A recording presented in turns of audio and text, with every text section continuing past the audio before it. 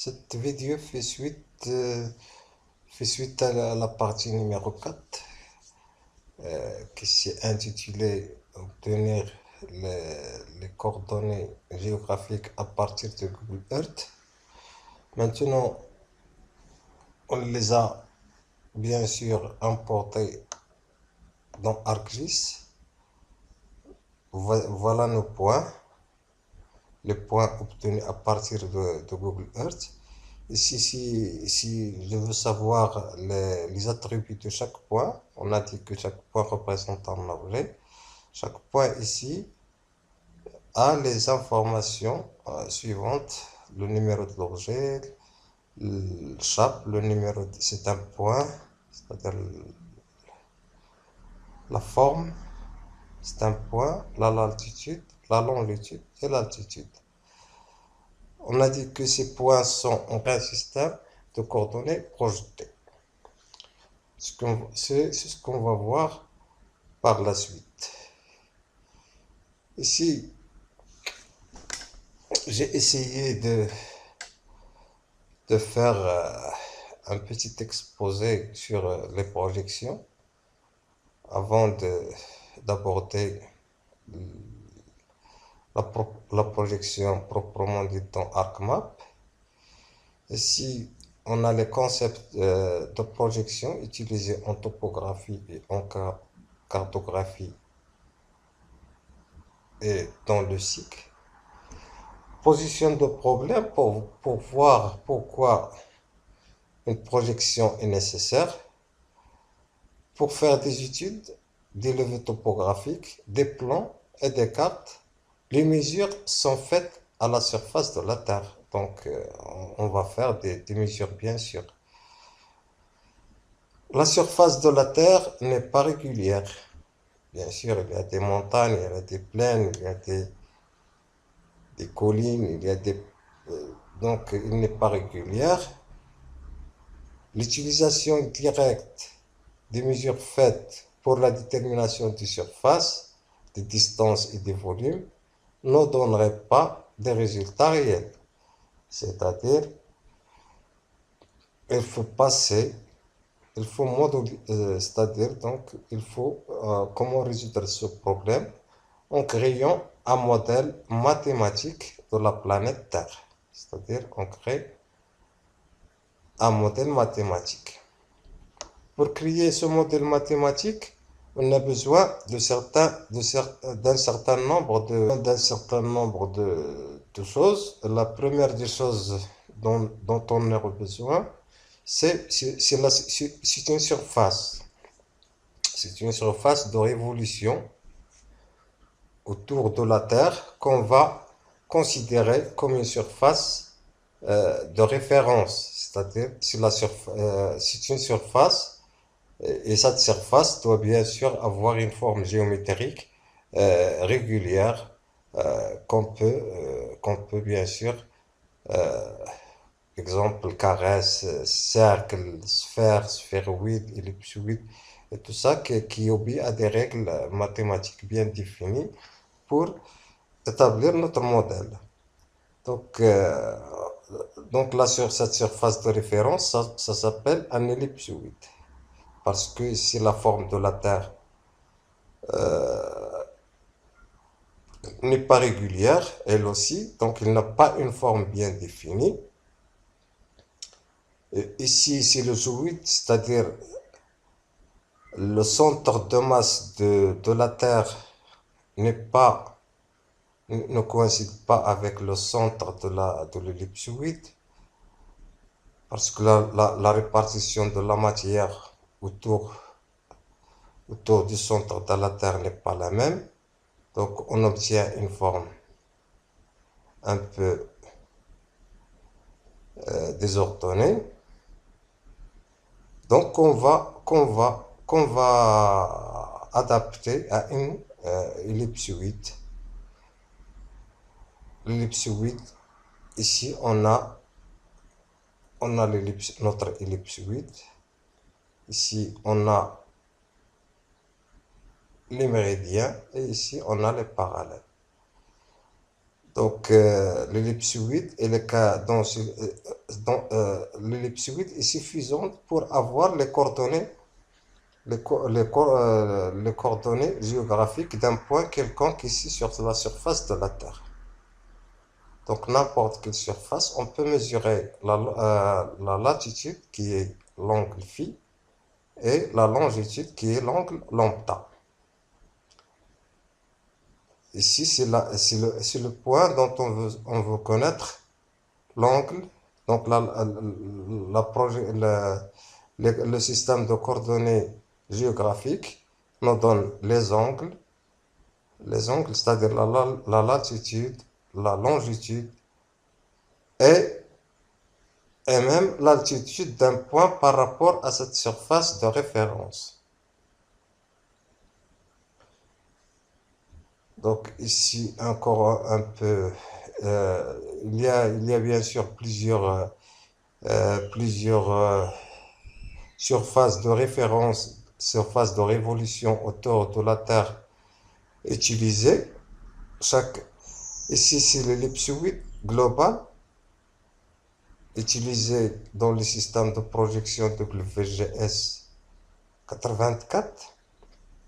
Ici, c'est une ellipsoïde en rouge, c'est une ellipsoïde, c'est-à-dire une surface de révolution, de référence, il est utilisé au Maroc, c'est le Clark 1880. Donc ici, on voit le centre de masse, il coïncide avec. On a essayé de faire ici l'ellipsoïde WGS 84. Le centre de masse, elle coïncide avec le centre de l'ellipsoïde. Ici, on a le petit axe et ici, le grand axe. Ici, c'est le main sea level, c'est le géoïde. Le géoïde, donc, c'est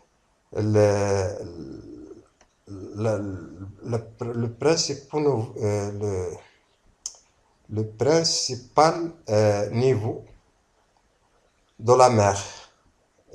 Donc, il prend avec la rotation de la Terre et tout ça, donc, et les hautes marées, les basses marées, donc, on voit ici qu'il n'est pas régulier, c'est-à-dire le niveau de la mer, il n'est pas régulier par rapport à l'ellipsoïde.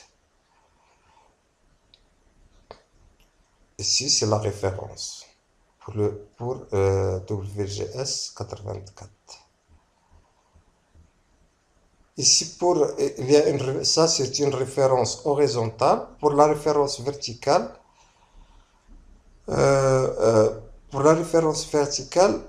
ici on a trois lignes. Ici, c'est la topographie du terrain, c'est la réalité du terrain. Elle est représentée par ce trait-là, par cette courbe. Ici, c'est le géoïde, c'est-à-dire le niveau de la mer. Le niveau de la mer. Et ici, c'est l'ellipsoïde. Donc, la hauteur d'un point quelconque qui est ici situé là par rapport à l'ellipsoïde. Donc, H égale petit h est égal grand H, c'est-à-dire la différence entre le terrain réel et le géoïde, et plus n, c'est-à-dire c'est la différence entre le géoïde et l'ellipsoïde.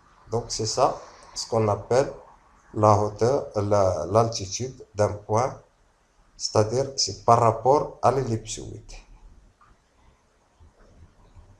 Si on passe à la diapo suivante, donc maintenant on a les références, on a une surface de référence, une surface de révolution autour de la Terre qui est une référence, qui est l'ellipsoïde. On a l'origine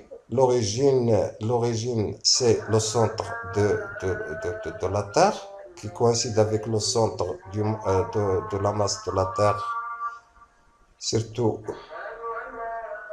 vu la révolution, c'est-à-dire la rotation de la Terre autour de l'axe Y. Donc, il nous faut une projection, c'est-à-dire comment projeter une surface ici. Ça représente le globe entier, comment projeter. Il y a des projections, bien sûr, qui sont universelles, qui projettent, qui sont utilisées, par exemple, dans Google Maps ou dans Google Earth, et qui projettent la surface entière du globe sur un plan rectangulaire qui est ici. Bien sûr, la projection, il y a certaines formules mathématiques et systèmes pour passer des coordonnées géographiques, c'est-à-dire des angles lambda et θ, c'est-à-dire la longitude et la latitude et la longitude, en coordonnées x, y, z, en projetant chaque point de la surface de la Terre ici sur un plan rectangulaire. Si on va voir maintenant les différents types de projections utilisées pour passer de la surface de la Terre à une surface plane.